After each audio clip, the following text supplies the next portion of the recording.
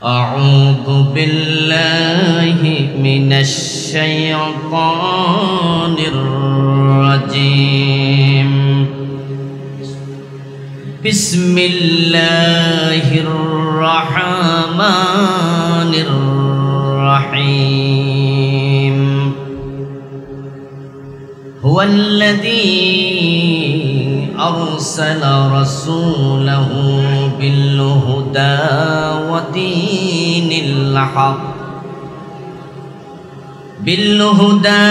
ودين الحق ليظهره على الدين كله ولو كره المشركون.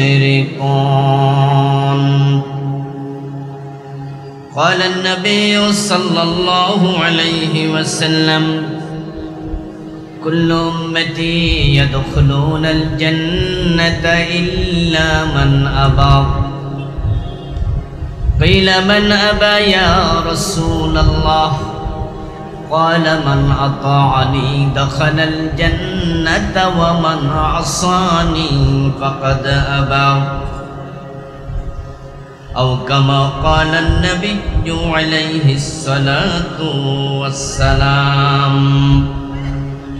সকলে মেহেরবানি করে দুরূদ শরীফ পড়ুন। আল্লাহুম্মা সাল্লি আলা মুহাম্মাদিন ওয়া আলা আলি মুহাম্মাদ কামা সাল্লাইতা আলা ইব্রাহিম ওয়া আলা আলি ইব্রাহিম ইন্নাকা হামিদুম মাজিদ।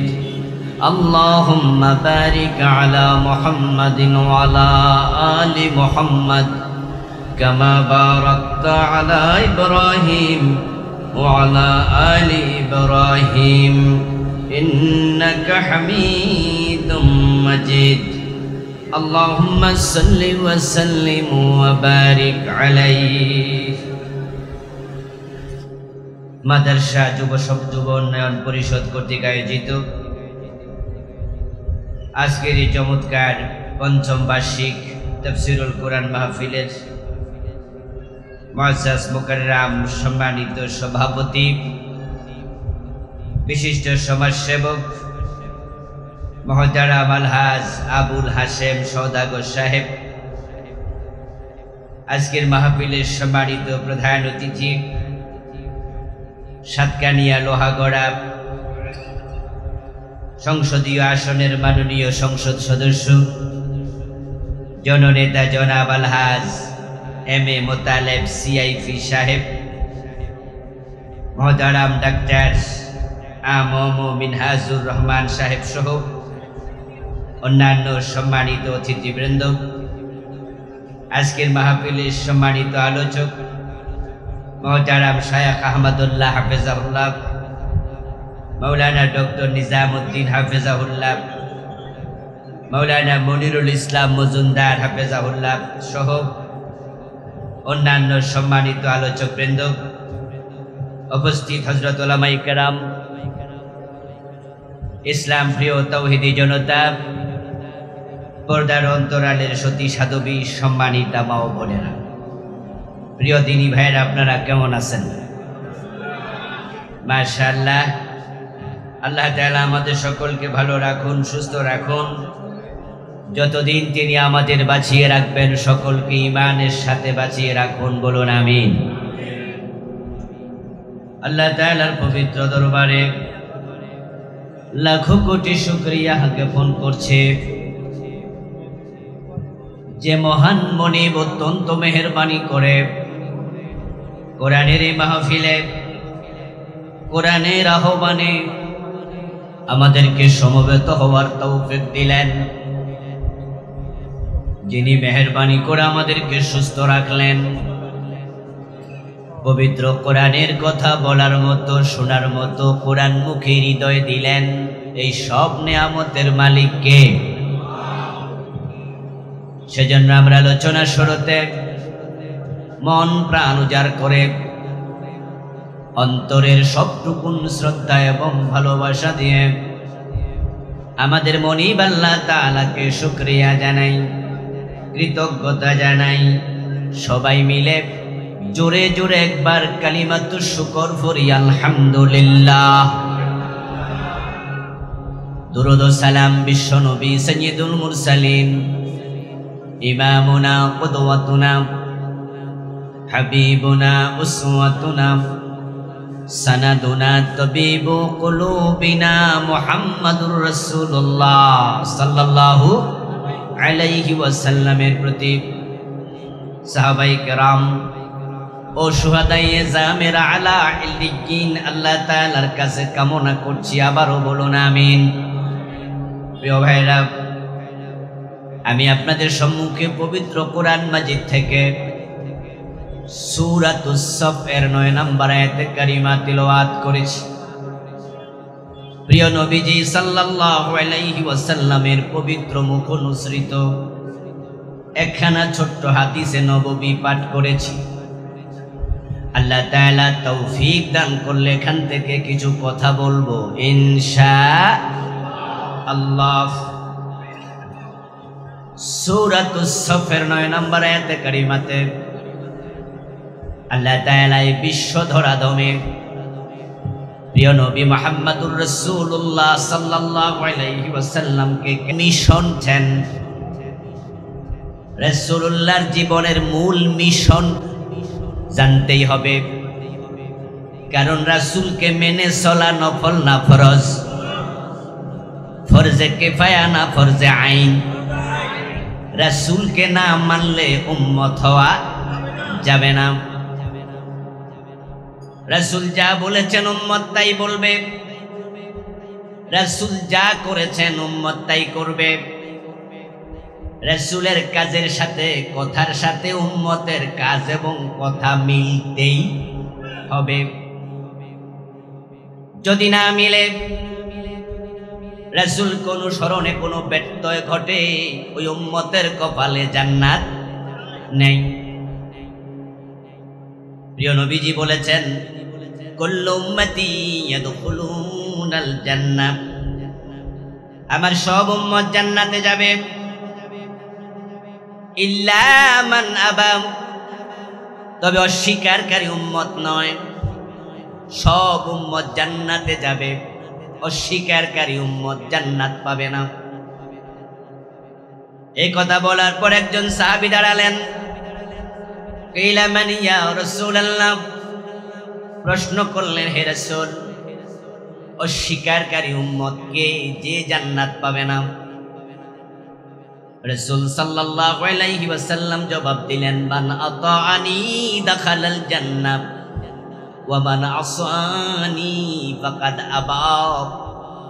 যে আমি নবীর আনুগত্য করেছে, অনুসরণ করেছে, সে জান্নাতে যাবে। আর যে আমি নবীর অনুসরণ করে নাই, সে অস্বীকারী উম্মত, তার কপালে জান্নাত নাই। এই হাদিসের আলোকে জান্নাতে যেতে হলে নবীর অনুসরণ করা দরকার আছে না নাই? রাসূলকে অনুসরণ করতে রাজি আছেন কিনা? অনুসরণ করলে জান্নাত। প্রিয় নবীজি বলেছেন অন্য হাদিসে, মান আহাব্বা সুন্নতি ফাকাদ আহাব্বানি ওয়া মান আহাব্বানি কানা মাই ফিল জান্নাহ। আমার রাসূল বলেন, যে আমার সুন্নাহকে ভালোবাসলো, সে আমি নবীকে ভালোবাসলো। আর যে আমার সুন্নাহ অনুসরণের মাধ্যমে আমার ভালোবাসার প্রমাণ দিল, কানা মাই ফিল জান্নাহ, সে জান্নাতে আমার সাথে ঢুকবে। সুবহানাল্লাহ। আমরা আল্লাহর জান্নাতে যেতে চাই। জান্নাতে যাওয়ার জন্য আমাদের এই সমস্ত কর্ম তৎপরতা। শীতের রাতে ফজরের সময় মসজিদে যাই, আমরা জানি নামাজ পড়লে জান্নাত মিলবে। চৈত্র মাসের দুপুরে রিক্সা চালায়া রোজা রাখে, এমন দুই একজন রিক্সাওয়ালা আছে না নাই? কেন রাখে? জান্নাত পাবে। ৫-৭ লাখ টাকা খরচ করে মক্কায় গিয়ে হজ করে আল্লাহ হজের কথা বলেছেন, জান্নাত পাওয়া যাবে। আল্লাহর জান্নাত পাওয়ার জন্য যুদ্ধের মাঠে গিয়া হাসতে হাসতে জীবন দিয়ে দিয়েছে এমন সাহাবী আছে না নাই? জান্নাতি হলো মুমিনের একমাত্র লক্ষ্য। ওই জান্নাত পাওয়ার জন্য নবীর অনুসরণ করা আবশ্যক। রাসূলের অনুসরণ যদি আপনার জীবনে পাওয়া না যায়, আপনার আমল আল্লাহর কাছে এক আনা দামও নেই। যে ইসলাম আপনি মানতেছেন সেই ইসলাম কোন হুজুরকে দেখে নয়, কোন পীরকে দেখে নয়, ওই ইসলাম আল্লাহর নবীকে দেখে মানা লাগবে। আল্লাহ তাআলা বলেন, মান ইউতিউর রাসূলা ফাকাদ আতাআল্লাহ।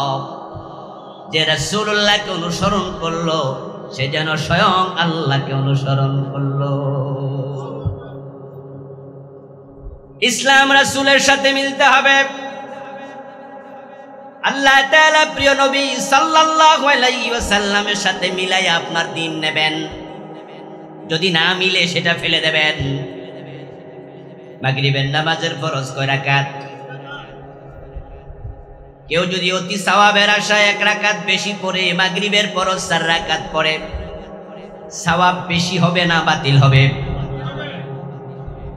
যদি কেউ 4 রাকাত মাগরিব পড়ে 4 নাম্বার রাকাতে কি সূরা ফাতিহা পড়বে না, রুকু সিজদা দেবে না, সুবহান রাব্বিয়াল আলা সুবহান রাব্বিয়াল আযীম পড়বে না, তো বাতিল হবে কেন? বেটা কি দোষ করলো? 4 নাম্বার রাকাতে সূরা ফাতিহা আছে, আমরা তো হাদিস জানি, কোরআন পড়লে প্রতি অক্ষরে কমপক্ষে 10 নেকি। কিন্তু মাগরিবের নামাজ যদি কেউ 4 রাকাত ফরজ পড়ে, 4র্থ নাম্বার রাকাতে সূরা ফাতিহাতে কোনো নেকি, ওই রুকু সিজদার কোনো দাম। 1 রাকাত বেশি পড়লো, ওই 1 রাকাত শুধু বাতিল না, বাকি 3 রাকাতও আমও নাই, সালাও নাই। রাসূলুল্লাহর আমলের মূল্য আল্লাহর কাছে এতটাই বেশি, আপনি নিজে গবেষণা করে ইসলাম বানাবেন না, গবেষণা করে নতুন নতুন আমল তৈরি করবেন না, কোনো সুযোগই নাই। আল্লাহ নবীর সাথে মিলাবেন, মিললে উম্মতকে জান্নাত দেবেন। নবীর সুন্নাহ নবীর রীতিনীতি না মিললে উম্মতের কপালে জান্নাত নেই। নবীর কথার সাথে আপনার কথা মিলবে, নবীর কাজের সাথে আপনার কাজ মিলবে। নবীকে অনুসরণ করতে হবে জীবনের পরতে পরতে, জীবনের বটম থেকে টপ লেভেল পর্যন্ত, পাকঘর থেকে সংসদ ভবন পর্যন্ত, ব্যক্তি জীবন থেকে আন্তর্জাতিক বলয় পর্যন্ত আপনি থাকবেন যেখানে নবীর সুন্নাহ থাকা লাগবে সেখানে। কিন্তু আমাদের দেশের মুসলমানের সমস্যা হলো তারা মসজিদে গিয়ে সুন্নাহ মানতে রাজি হয়, কিন্তু আদালতের চেয়ারে বসে যখন বিচার করে রাসূলের সুন্নাহ মেনে বিচার করতে রাজি হয় না। এই দেশের লোকেরা সুন্নাহ মানে না তা নয়, তারা সুন্নাহ মানে। সুন্নাহ মানার কারণে তো মুখে দাঁড়িয়ে আছে, মাথায় টুপি আছে, মাহফিলে এসে মাঠের মাঝে বসে আছেন খালি জায়গায়, খোলা জায়গায়। আল্লাহর নবীর মহব্বত, আল্লাহর কোরআনের মহব্বত দিলে আছে, তাই তো আমরা সবাই আল্লাহর জন্য নিবেদিত। মসজিদে যখন ঢুকি সবাই মিলে ডান পা দিয়ে ঢুকি, মসজিদ থেকে বাম পা দিয়ে বের হই, আল্লাহু আকবার বলে নামাজ শুরু করি, সালাম ফিরিয়ে নামাজ শেষ করি। আমরা রাসূলকে মানি না বললো কে? মানি। কিন্তু ঝামেলা হলো অধিকাংশের চরিত্র হলো সুন্নাহ মানে ততক্ষণ, সুবিধা আছে যতক্ষণ, অসুবিধা যেখানে, সুন্নাহ মানে না সেখানে। এজন্য মসজিদের 4 দেয়ালের ভিতরে রাসূলের কথা বললে, আল্লাহর কথা বললে, কোরআনের আইনের কথা বললে সব মুসল্লি জি বলে। আপনি দেখবেন হুজুর যদি বলে আল্লাহর আইনে মসজিদ চলবে, সভাপতির আইনে চলবে না, সব মুসল্লি বলবে জি।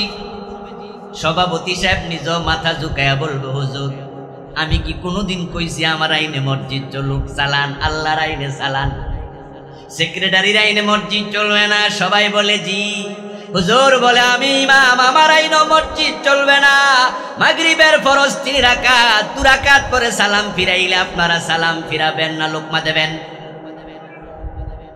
ইমামের আইনেও মসজিদ চলবে না, মসজিদ চলবে আল্লাহর আইনে। সব মুসল্লি একমত, কারো কোনো আপত্তি নাই। কিন্তু হুজুর যদি এবার বলে যে আল্লাহর আইনে মসজিদ চলবে, ওই আল্লাহর আইনে সংসদ ভবনও চলতে হবে, সাথে সাথে কিছু মুসল্লির চেহারা কালো হয়ে যায়। ইসলাম তারা মানতে চায়, আল্লাহ এবং রাসূলকে অনুসরণ তারা করতে চায়, তবে সুবিধা মতো। ইসলাম মানবে ততক্ষণ, বিপদ আপদ নাই যতক্ষণ। যেই কথা বললে ঝুঁকি আছে ওখানে আর সুন্নাহ মেনে চলতে রাজি হয় না।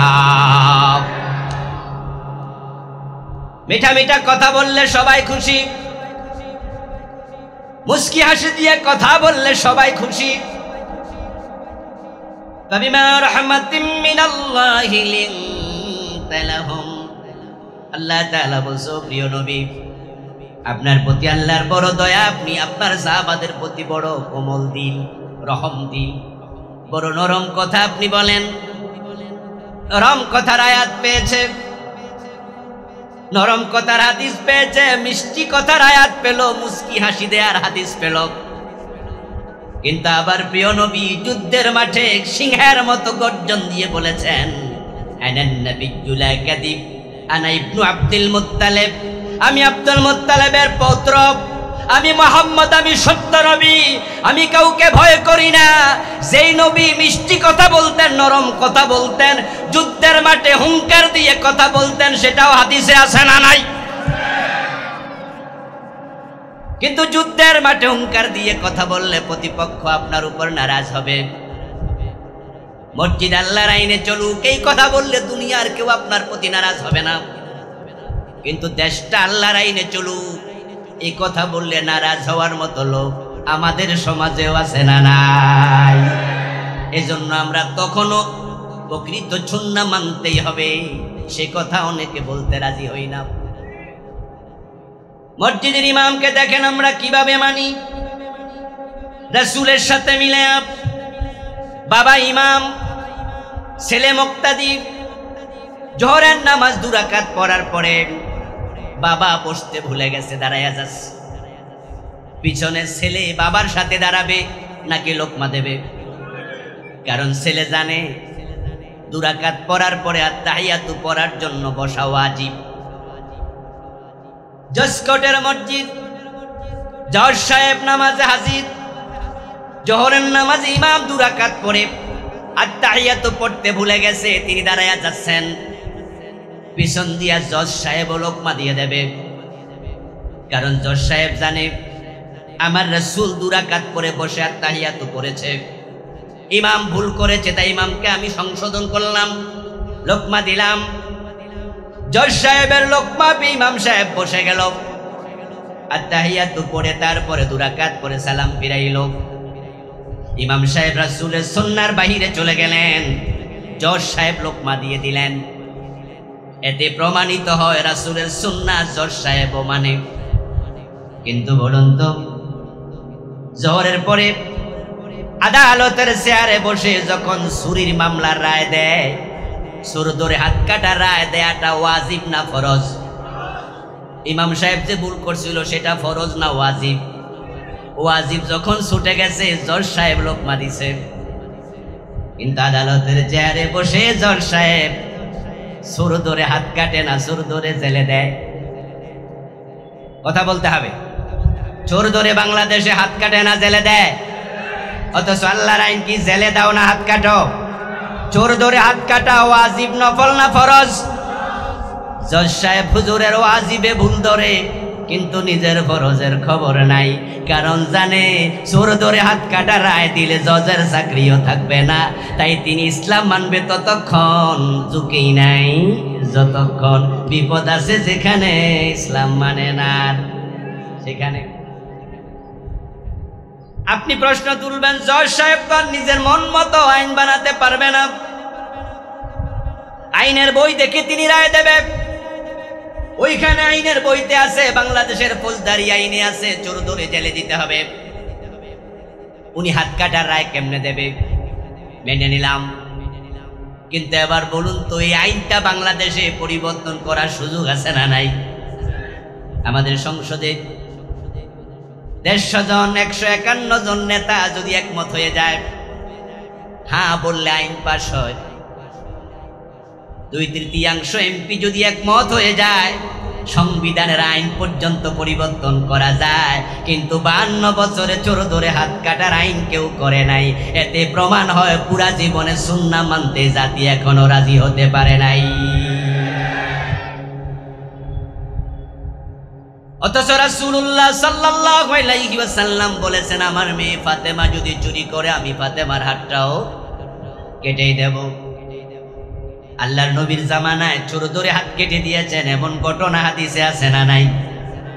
এখন 52 বছরের বাংলাদেশ, আল্লাহর এই বিধান একদিনের জন্য কেউ মানে নাই। এটা যে মানা ফরজ, অনেক আলেম ওলামার মাথার মাঝে সেই চিন্তাটাও নাই। সাধারণ মানুষ তো দূরের।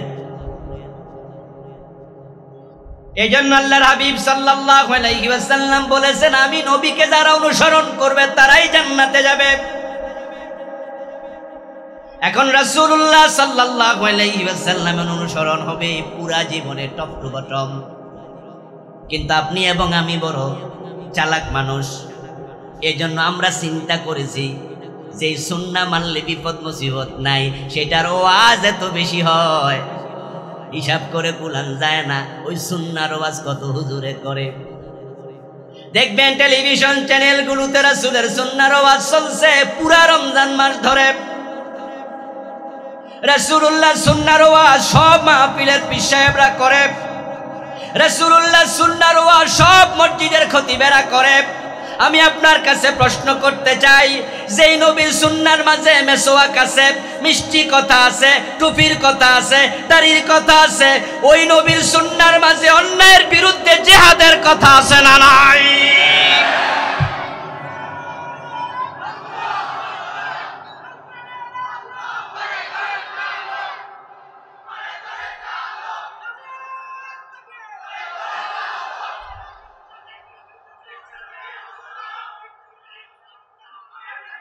আমার প্রিয় ভাইরা, রাসূলুল্লাহ সাল্লাল্লাহু আলাইহি ওয়াসাল্লামের সুন্নাহ মন মতো যারা মানে, তারা প্রত্যেকেই নিজের ব্যক্তিগত স্বার্থ সিদ্ধির জন্যই সুন্নাহ মানছে, এটা না বলার কোনো সুযোগ নাই। কারণ যদি আল্লাহর জন্য সুন্নাহ মানত তাহলে পুরা সুন্নাহর ওয়াজ তারাও করার কথা।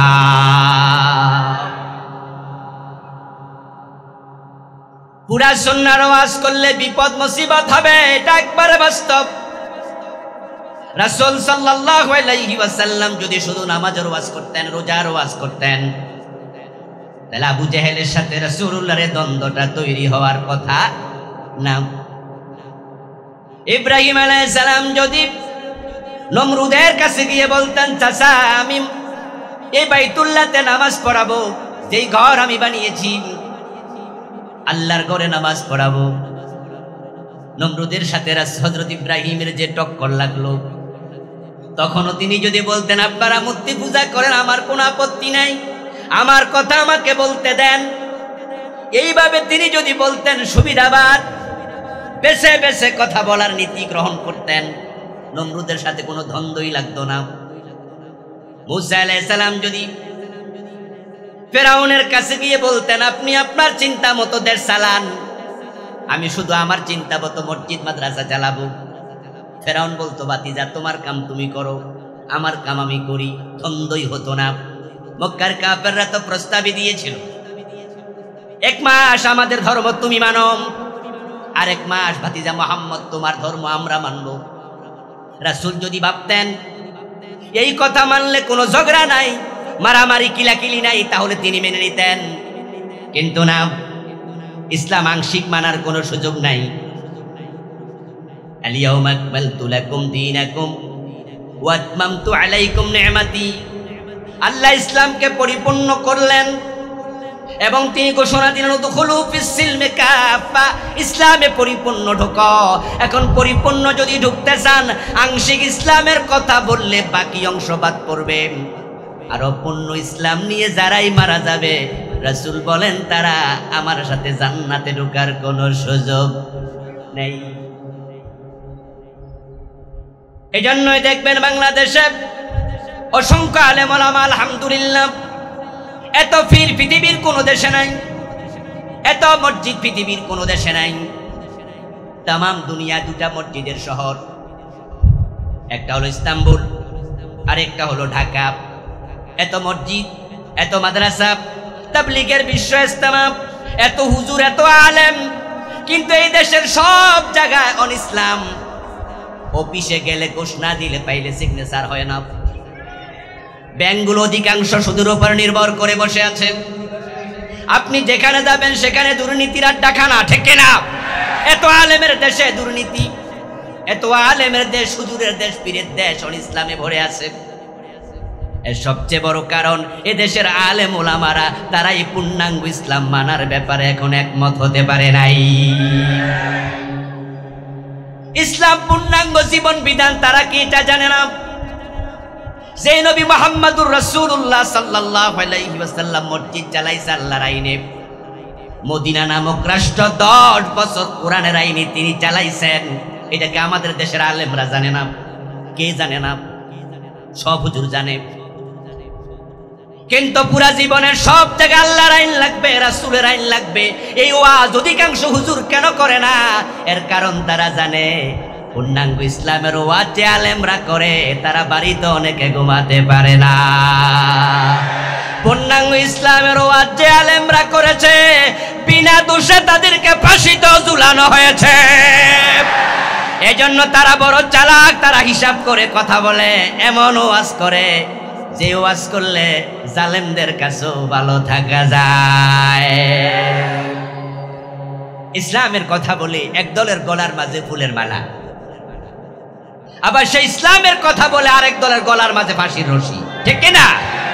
ইসলামের কথা বলে একদম বাড়িতে ঘুমাইতে পারে না, ওই ইসলামের কথা বলে আবার হালুয়া রুটি খাইয়া শেষ করতে পারে না।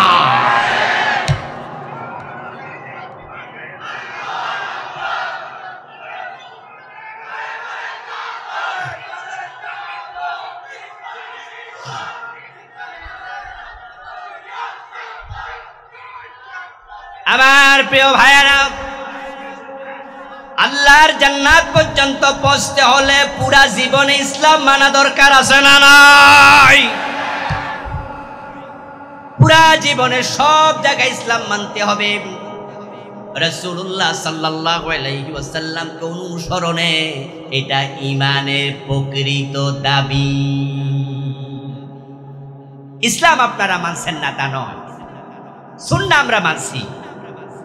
আপনি এক বিগত লম্বা একটা মেসওয়াক, আমি প্রায় উদাহরণে আলোচনা আসলে বলি, এই উদাহরণটা টানি, এটা বুঝতে একটু সহজ। এক বিগত লম্বা একটি মেসওয়াক নিয়ে আপনি যদি সাতকানিয়া যতগুলো মসজিদ আছে সবগুলো মসজিদের ইমাম সাহেবের কাছে যান, গিয়ে প্রশ্ন করেন যে হুজুর মেসওয়াক করার বিধান কি? দেখবেন সব আলেম একমত হয়ে ফতুয়া দেবে মেসওয়াক করা সুন্নাহ, এর সাথে একজনও দ্বিমত করবে না। প্রশ্ন করুন যে সাতকানিয়াতে মসজিদ আছে 500, 700, 500 জন 700 জন ইমাম একমত মেসওয়াক করা সুন্নাহ। হুজুররা নাকি সব বিষয়গুলো গুতাগুতি করে, দ্বিমত করে, ইখতিলাফ করে। বাংলায় প্রবাদ হয়েছে, মানুষ বলে 2 জন এমএ পাস এক কম্বলের নিচে ঘুমাইতে পারে, 2 জন মাওলানা নাকি এক কম্বলের নিচে ঘুমাইতে পারে না। কই আমরা দেখলাম মেসওয়াক করা সুন্নাহ, এই বিষয়ে 500 হুজুর একমত। হুজুর এই ফতুয়াতে সবাই একমত, কারণটা কি? জবাব একটাই, সব হুজুর বলবে আল্লাহর নবী মেসওয়াক করেছেন, অসংখ্য হাদিসে তার প্রমাণ আছে, সুতরাং রাসূল যেটা করেছেন ওটা তো সুন্নাহ, এজন্য সব হুজুরের ফতুয়া এখানে মিলে গেছে। আমিও একই কথা বলবো, হুজুরদের ফতুয়া সঠিক। প্রিয় নবীজি মেসওয়াক করেছেন, হাদিসের কিতাবে এমন অসংখ্য হাদিস আছে, সুতরাং এটা সুন্নাহ। আমার বন্ধু, এবার পরের সপ্তাহে 2.5 হাত লম্বা একটা তলোয়ার নিয়াম ওই সাতকানিয়া যত ইমাম আছে তাদের বাড়িতে যান, সাদা কাগজ নিয়ে আবার কলম নিয়ে হাজির। অন্যায়ের বিরুদ্ধে প্রয়োজনে তলোয়ার হাতে নিয়ে জিহাদ করতে হবে। ওই জিহাদের ফতুয়া কি? সাদা কাগজ আজকে একটু লিখে দেন। গতবার যারা মেসওয়াকের ফতুয়া দিয়েছে সুন্নাহ, তলোয়ার দেখার পরে জিহাদের কথা শোনার পরে ফতুয়া দিতে রাজি হবে না, চেহারা কালো হয়ে যাবে, এমন হুজুর আছে না নাই? জিহাদের কথা শুনলে রাজনীতির গন্ধ খুঁজে এমন মুসলমান আছে কিনা? জিহাদের মাঝে জঙ্গিবাদ খুঁজে বেড়ায় এমন জালেমও আছে না নাই? যারা মডেল মসজিদের হুজুর, ইমাম, তাদের কাছে জিহাদের ফতুয়া খুঁজলে সবার আগে দৌড় মারবে। অনেকেই বলবে জিহাদের পক্ষে ফতুয়া দিলে চাকরি বেশি দিন টিকবে না, তাই জিহাদের আলোচনা করে না। এমন শত শত বীর ক্ষতি বাংলাদেশে।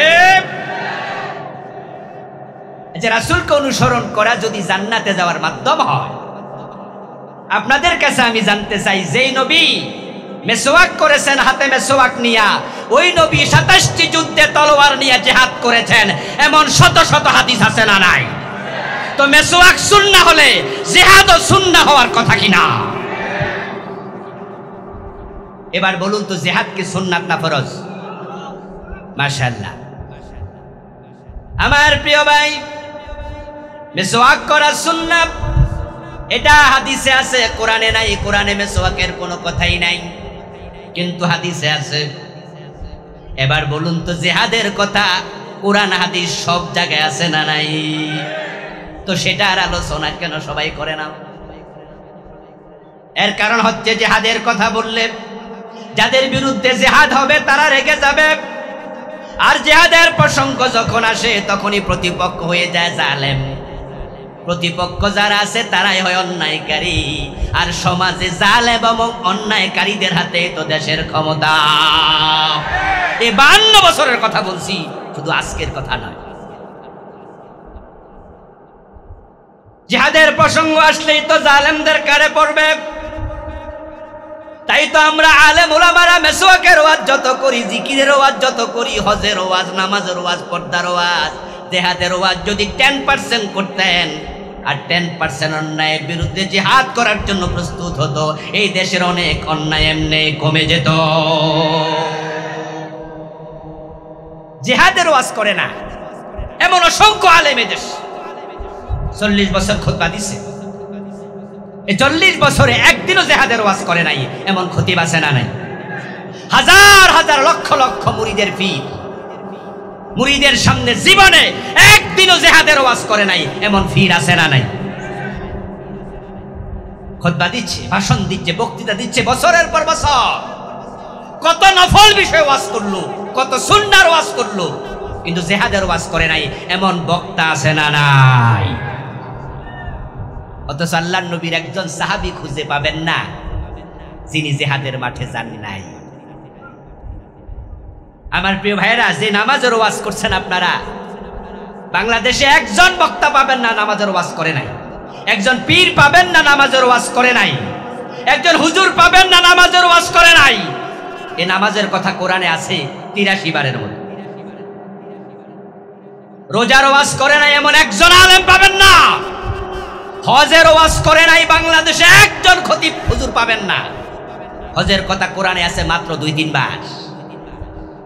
আর যেই জিহাদের ওয়াজটা এড়াইয়া যায়, ওই জিহাদের ব্যাপারে ডিরেক্ট ইনডিরেক্ট আয়াতের সংখ্যা 500।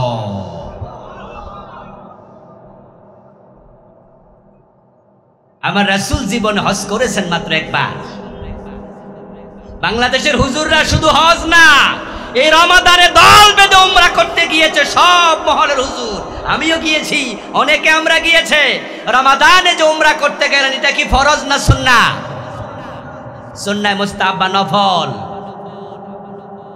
রাসূল হজ করেছেন জীবনে একবার, আর জিহাদের মাঠে সেনাপতি হয়ে হাজির হয়েছেন 27 বার।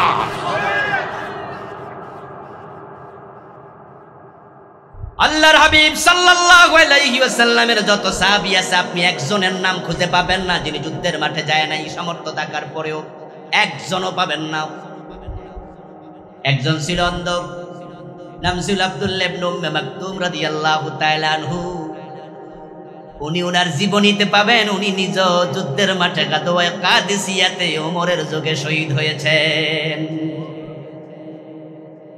রাসূলুল্লাহর মেয়ে ফাতেমাতুজ জাহরা যুদ্ধের মাঠে গিয়েছে। রাসূলুল্লাহর স্ত্রী হযরত আয়েশা সিদ্দিকা রাদিয়াল্লাহু তাআলা আনহা জিহাদে গিয়েছেন। খায়বারের যুদ্ধে রাসূলুল্লাহর ফুফি সাফিয়া বিনত আব্দুল মুত্তালিব রাদিয়াল্লাহু তাআলা আনহা যুদ্ধের মাঠে গিয়েছেন। এক ইহুদিকে তিনি নিজ হাতে হত্যা পর্যন্ত করেছেন। রাসূলের স্ত্রী জিহাদে যায়, রাসূলের মেয়ে জিহাদে যায়, রাসূলের সাহাবারা সবাই জিহাদে যায়, আর আপনার মুখ দিয়ে জিহাদের ওয়াজ একদিনও আসে না। বুঝতে হবে পুরা ইসলাম মানতে আপনি এখনো রাজি হতে পারেন নাই। আর যে লোক পুরা ইসলাম মানে না, সে আল্লাহর গোলাম না তার নফসের গোলাম হয়ে যায়। যারা নফসের গোলাম হয় তারা আল্লাহর জান্নাত পর্যন্ত যেতে পারবে না। সাবধান মুসলমান। আবার জিহাদ বলতে বাংলা ভাইয়ের মতো মানুষ মেরে গাছে ঝুলানো, এটাকে জিহাদ বলা যাবে না। জিহাদের কিছু অপব্যাখ্যা হয়েছে। শায়েখ আব্দুর রহমান 500 জায়গায় একসাথে বোমা ফুটাইছে, এটার নাম দিয়েছে জিহাদ।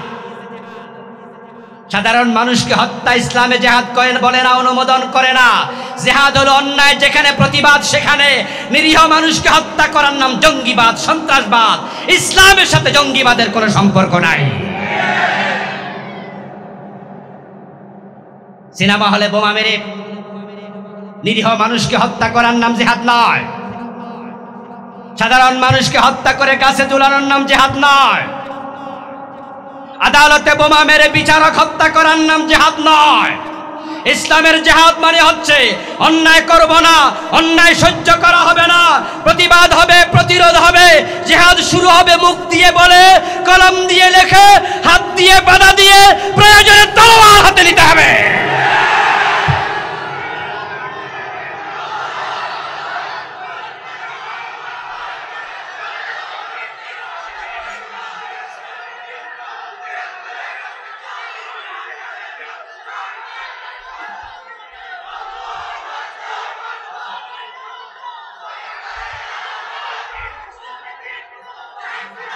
আমার প্রিয় ভাইয়েরা, অন্যায়ের বিরুদ্ধে প্রয়োজনে তলোয়ার হাতে নিতে হয়। রাসূল তলোয়ার হাতে নিছে কিনা? কিন্তু বাংলাদেশে অসংখ্য আলেম ওলামা পীর বুজুর্গ আছে যারা অন্যায়ের বিরুদ্ধে কথা বলার মতো সৎ সাহস তাদের কলিজায় নেই। আর যারাই দেখবেন অন্যায়ের বিরুদ্ধে জিহাদের কথা বলে না, ওদের সাথে জালেমদের কোনো দ্বন্দ্ব লাগে না, বরং তারাই জালেমদের হাঁটুয়া হালুয়া রুটির অংশ পায়। ওরা খুব আরামে আছে। আর যারাই জিহাদের কথা বলে, অন্যায়ের বিরুদ্ধে কথা বলে, তারাই বিনা দোষে হাজারো মামলার আসামি হওয়া লাগে। তাই বলে কি আমরা অন্যায়ের বিরুদ্ধে কথা বন্ধ করে দেব? রাসূলুল্লাহর জীবনে অন্যায়ের প্রতিবাদের কথা আছে না নাই? আল্লাহর নবীকে অনুসরণ করলে জান্নাত মিলবে। এখন আল্লাহ তাআলা বিশ্ব নবী মুহাম্মদুর রাসূলুল্লাহ সাল্লাল্লাহু আলাইহি ওয়াসাল্লামকে পৃথিবীতে কেন পাঠিয়েছেন, রাসূলের জীবনের লক্ষ্যটা জানা এটাও অনুসরণের অংশ কিনা। রাসূলের জীবনের লক্ষ্য যাহা, উম্মতের জীবনের লক্ষ্য হবে হুবহু তাহা। আল্লাহর নবীর জীবনের লক্ষ্য কি? আল্লাহ তাআলা কুরআন মাজিদের 3টা সূরাতে বলেছেন। সূরাতুস সাফ আয়াত নাম্বার 9 যেটা আমি পড়েছি, সূরাতুল ফাত আয়াত নাম্বার 28, সূরাতুত তাওবা আয়াত নাম্বার 33। 3টা সূরাতে আল্লাহ তাআলা একই কথা 3 বার বলেছেন। যারা পারেন তারা আমার সাথে একটু পড়ুন। হুয়াল্লাযী আরসালা রাসূলাহু বিল হুদা ওয়া দীনিল হক লিইয়ুযহিরাহু আলাদ-দীনি কুল্লি। আল্লাহ তাআলা 3টি সূরাতে একই কথা 3 বার বললেন। তিনি আল্লাহ যিনি তার রাসূলকে কোরআন এবং সত্য ধর্ম ইসলাম নিয়ে পাঠিয়েছেন। উদ্দেশ্য কি? রাসূলের জীবনের লক্ষ্য কি? আল্লাহ বলছেন লিইয়ুযহিরাহু আলাদ-দীনি কুল্লিহি। আমি আমার রাসূল পাঠিয়েছি, তিনি সমাজে যত মতবাদ আছে, মত আছে, পথ আছে, আদিয়ানে বাতেলা আছে, মানুষের বানানো তন্ত্র আছে, মন্ত্র আছে, আইন আছে, বিধান আছে, সবগুলোর উপরে আমার নবীকে পাঠাইছি আমার কোরআনকে বিজয়ী করার জন্য। আল্লাহ তাআলা কোরআন বিজয় করার জন্য রাসূলুল্লাহকে পাঠিয়েছেন। এবার আপনাদের কাছে আমি জানবো, আল্লাহর নবী সাল্লাল্লাহু আলাইহি সাল্লাম ইন্তেকালের আগে কোরআনকে বিজয়ী করে গিয়েছেন কিনা? রাসূল সাল্লাল্লাহু আলাইহি সাল্লামের ইন্তেকালের আগে তিনি মদিনার সমাজে কোরআনকে পরিপূর্ণভাবে কায়েম করে তারপর ইন্তেকাল করেছেন।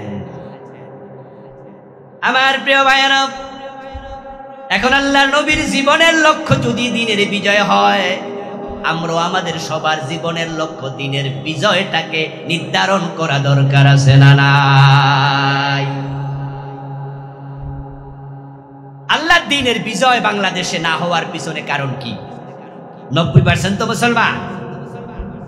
কারণ শুধু একটা, আমরা এখনো সবাই তো দূরের কথা, এখনো আমরা 20-30% লোক আল্লাহর জমিনে আল্লাহর দ্বীনকে বিজয় করতে হবে, এটা আমাদের জীবনের লক্ষ্য বানাতে পারি নাই।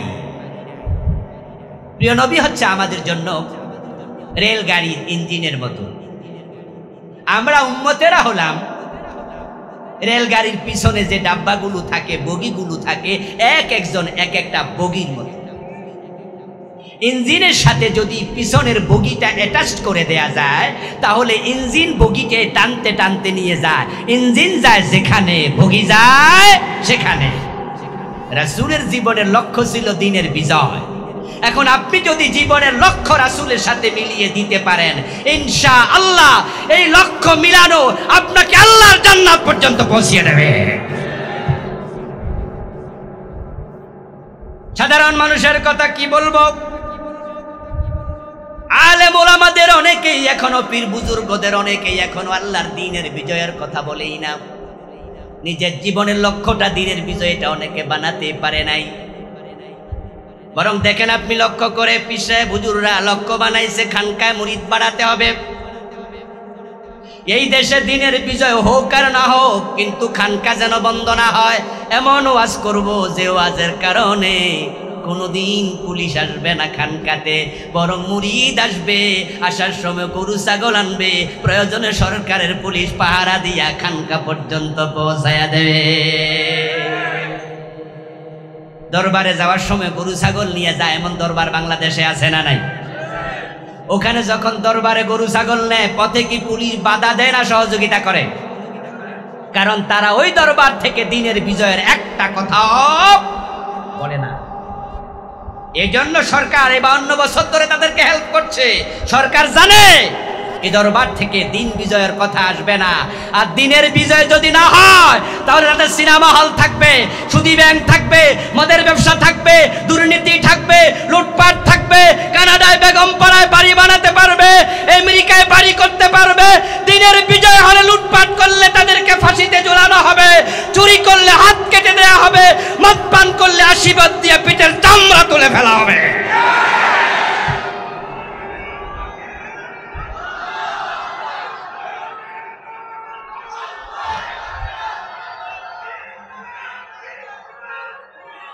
আমার ভাইয়েরা, দ্বীনের বিজয় যেখানে হবে না, ওই সমাজে পরিপূর্ণভাবে দ্বীন মেনে চলা সম্ভব হবে না।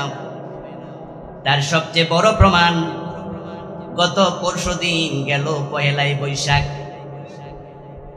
আমরা সারা মাস রোজা রেখেছি, তাকওয়া অর্জনের জন্য রোজা সব হুজুররাই ওয়াজ করেছে, কিন্তু পহেলাই বৈশাখের দিন মুসলমানের মুখ দিয়া হিন্দু ধর্মের সরাসরি স্তুতি তারা গাইয়া ছাড়ছে। আমাদের বাচ্চারা, আমাদের মুসলমানের সন্তানেরা পয়লায় বৈশাখ সকাল বেলায় যে গান দিয়া তাদের বৈশাখী উৎসব শুরু করে, ওই গানটা কি? এসো হে বৈশাখ এসো এসো।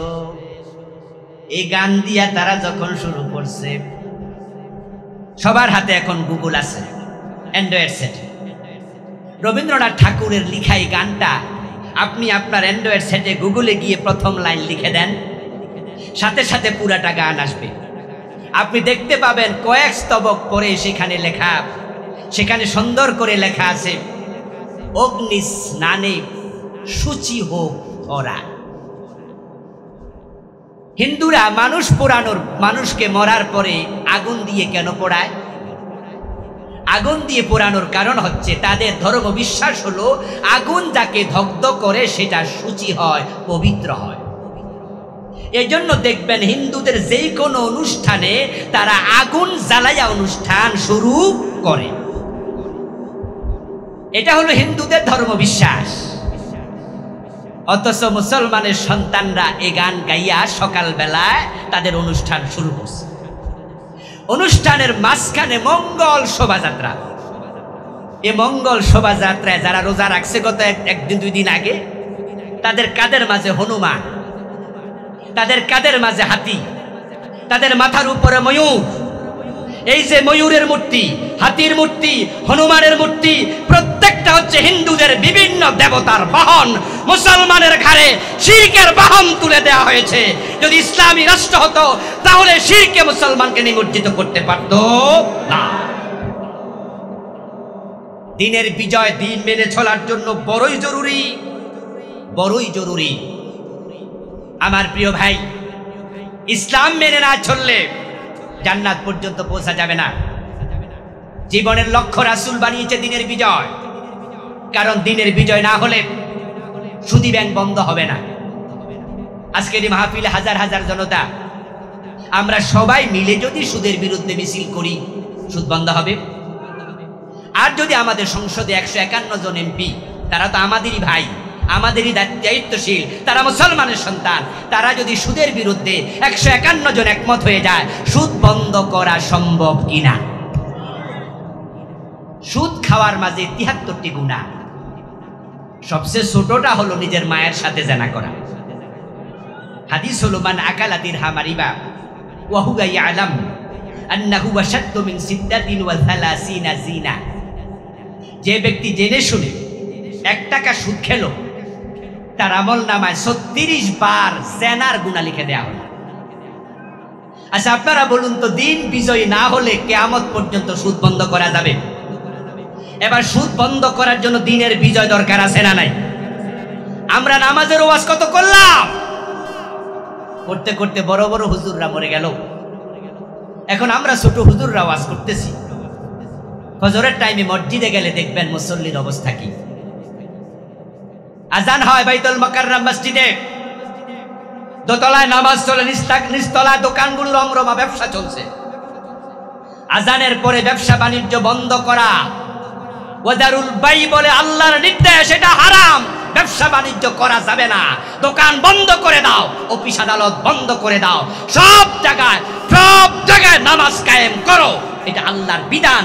আমার রাসূল বলেছেন, আমার মনসায় যারা নামাজে আসেনি তাদের ঘর বাড়িতে আগুন জ্বালাইয়া দেই, এমন হাদিস আছে না নাই? দিন বিজয় হওয়ার আগ পর্যন্ত অফিস আদালতে, ব্যবসা বাণিজ্য, মার্কেটে, শপিং মলে আজানের টাইমে দোকান বন্ধর অর্ডার করা যাবে? দিন বিজয় না হলে মাদক বন্ধ হবে। প্রত্যেকটা বিষয় দিন বিজয়ের সাথে সম্পৃক্ত। এই জন্য রাসূলের জীবনের লক্ষ্য ছিল দিনের বিজয়। দিনের বিজয়কে জীবনের লক্ষ্য বানানো ফরজ। আল্লাহর জমিনে কোরআনের আইন কায়েম করার চেষ্টা করা ফরজ। কিন্তু আপনার কাছে আমার প্রশ্ন, আপনার জীবনে যেই রুটিন আছে, 24 ঘন্টা যে কাজ করেন, এই 24 ঘন্টার রুটিনে আল্লাহর দিন বিজয়ের দাওয়াত আপনি কয় মিনিট দিয়েছেন? প্রত্যেকটি মানুষের জীবন চলার একটি সিলেবাস আছে, নিয়ম আছে, রুটিন আছে। আপনার সিলেবাসে বাংলার জমিনে আল্লাহর কোরআনের আইন বিজয়ী করা লাগবে, এটা সিলেবাসের অংশ আপনি বানিয়েছেন কিনা? আপনার রুটিনে এটা ঢুকাইছেন কিনা? পীর সাহেব হুজুর খানকা জীবিত করছে। খতিব সাহেবের জীবনের লক্ষ্য মিম্বার যেন ছুটে না যায়, এমন ওয়াজ করব 14 গোষ্ঠী মুসল্লি হাসবে, খুশি হবে। আমার চাকরি কোনোদিন যাবে না, দিন বিজয় হলে হোক, না হলে নাই, খতিবের কিচ্ছু আসে যায় না। বক্তার জীবনের লক্ষ্য এমন ওয়াজ করব, জীবনে মাহফিল 144 জারি হবে না, ওই বক্তাকে কোনোদিন আদালতে তলব করা হবে না, পুলিশে ডাকবে না, ওয়াজ করবে, ইসলামের বিজয় হলে হোক না হোক, ওনার পকেট বাড়ি হওয়া লাগবে। খতিবের চিন্তা মিম্বার রক্ষা করো, বক্তার চিন্তা মাহফিলের স্টেজ দখল করো, পীর সাহেবের চিন্তা নিজের খানকা জীবিত রাখো। দিন বিজয়ের চিন্তা একদল আলেম করছে যাদের সংখ্যা বড়ই কম, বরং আপনি দিন বিজয়ের চিন্তা না করার কারণে বড় লস হয়ে গেল। 1 নাম্বার লস, দিন বিজয়ের সিলেবাস আপনার রুটিনে নাই। সেহেতু আপনি একটি ফরজ থেকে দূরে আছেন। আর একটা বড় মেসেজ হলো, আপনার যত ফলোয়ার আছে, অনুসারী আছে, তারা সবাই মনে করবে এত বড় পীর, এত বড় হুজুর, উনি তো দিন বিজয়ের কথা বলে না। এতে বোঝা যায় দিন বিজয়ের চিন্তা মাথায় না থাকলেও কোনো অসুবিধা নাই। যেই নবীর জীবনের লক্ষ্য ছিল দিনের বিজয়, আপনার কারণে এই দেশে হাজার হাজার লোক দিন বিজয়ের চিন্তা থেকে দূরে। কারণ আপনি সেলিব্রিটি, আপনি পীর, আপনি একজন সংগঠক, হাজার লোক আপনাকে মানে, অথচ আপনার মুখ দিয়া জিহাদের কথা আসে না, দিন বিজয়ের কথা আসে না, জালেমের বিরুদ্ধে হুঙ্কার দিয়া একটা কথা জীবনে বলেন নাই। এতে প্রমাণিত হয় আপনার কলবে মুনাফিকি ঢুকে গেছে। হাদিস রাসূলের আমার নয়। قال النبي صلى الله عليه وسلم من لم يغزو ولم يحدث به نفسه فمات على شعبة من النفاق।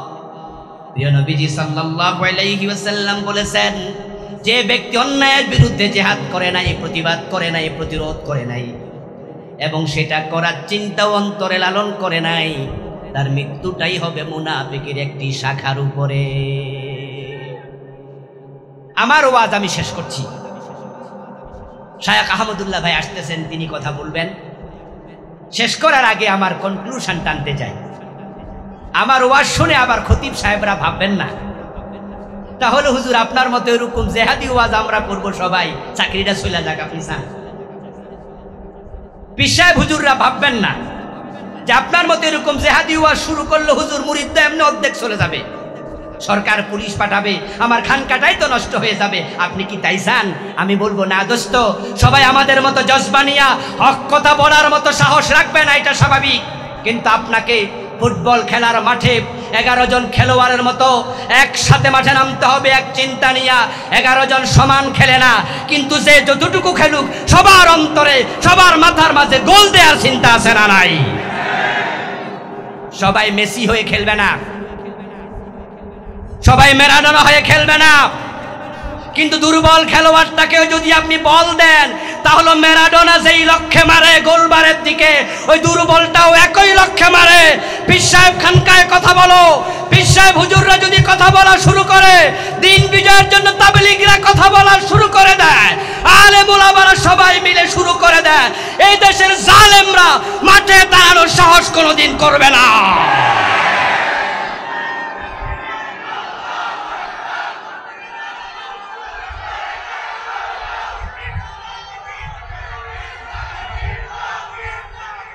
আমার ভাইয়েরা, 11 জন খেলোয়াড়ের লক্ষ্য কি 11 দিকে না একদিকে? কথা আপনারা বলতে হবে, 11 দিকে না একদিকে? সবাই কি সমান খেলতে পারে? কিন্তু লক্ষ্য কয়টা? এবার বলুন, 11 জন খেলোয়াড় কি এক জায়গায় একবারে গোল হয়ে খেলেন? আলাদা আলাদা জায়গা। কেউ মিডলে খেলবে, কেউ ব্যাকে খেলবে, কেউ কর্নারে খেলবে, কেউ ফিল্ডিং করবে, কেউ গোলবারে খেলবে। লক্ষ্য যেহেতু একটা, খেলা শুরু হওয়ার 5 মিনিট পরেও গোল হয়, 10 মিনিট পরেও হয়, 90 মিনিটে 12টা 13টা হয়ে যায়। লক্ষ্য 11 দিকে হলে 6 ঘন্টা 10 ঘন্টা গোল হবে না। সব আলেম একমত হয়ে যাও, দিনের বিজয় করতে 6 মাসও লাগবে না। আল্লাহ তাআলা আমাদের সকলকে আল্লাহর এই জমিনে আল্লাহ দিন বিজয় করার জন্য একমত হওয়ার তৌফিক দান করো, বলেন আমিন। দিন বিজয়ের কথা বলতে গেলে বিপদ আসার সম্ভাবনা আছে না নাই? প্রয়োজনে বিপদের মুখোমুখি হইতে রাজি হওয়া লাগবে, প্রয়োজনে জেলে যেতে হবে, প্রয়োজনে রক্ত দিতে হবে, হাসতে হাসতে শাহাদাতের মঞ্চে যাওয়া লাগবে। আমার প্রিয় ভাইয়েরা, প্রয়োজনে সর্বোচ্চ ত্যাগ, শাহাদাত নসিব করার জন্য, নিজের ভাগ্যে জুটানোর জন্য, শহীদ হওয়ার জন্য রাজি হওয়া দরকার আছে না নাই? কে কে রাজি আছে আল্লাহকে দেখা দাও।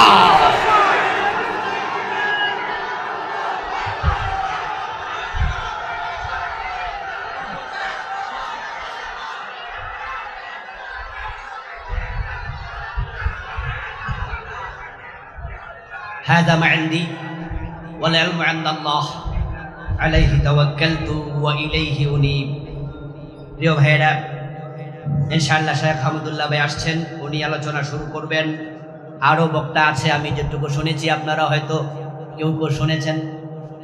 ইনশাআল্লাহ আমাদের পরবর্তী আলোচকদের বক্তৃতা শুনে সবাই মিলে আখিরি মুনাজাত দিয়ে যাবেন এই প্রত্যাশা রেখে আমার জন্য দোয়া চেয়ে শেষ করছি। আসসালামু আলাইকুম ওয়া রাহমাতুল্লাহি ওয়া বারাকাতুহু।